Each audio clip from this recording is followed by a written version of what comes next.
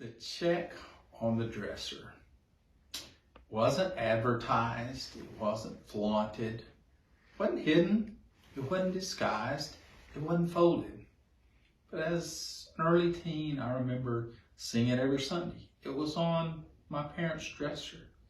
And being the curious, i.e. nosy child that I would look, and it was the same check every Sunday. It was written out to the church, and the amount was in plain view. And while as an early teen, I didn't really know a lot about money, I kind of had some idea about what that amount would represent. It was every Sunday, the first day of the week. Just like 1 Corinthians chapter 16 and verse 2 says, upon the first day of the week, let each one of you set aside something to give to the Lord as you've been prospered.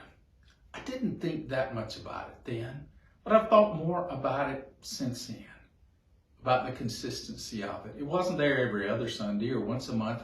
It was there every single Sunday. And so without saying a word, my parents were teaching me the consistency of giving to God. Even though I didn't know what my dad made or what my mom made, I had some idea by looking at that check of what the Lord's church meant to them. And it was a significant amount. It would have bought some pretty neat things. And without them ever saying a word, I learned something about how you really need to set something aside for the Lord. And you need to do it consistently. And it needs to come from the heart. And it needs to matter.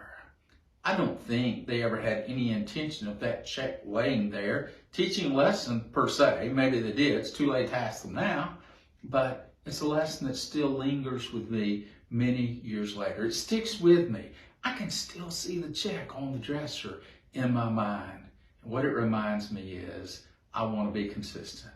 Every first day of the week, every Sunday, I want to give something to God as I've prospered. And I want to be generous about that. I want to show God my love. Wow, what a lesson. The check on the dresser.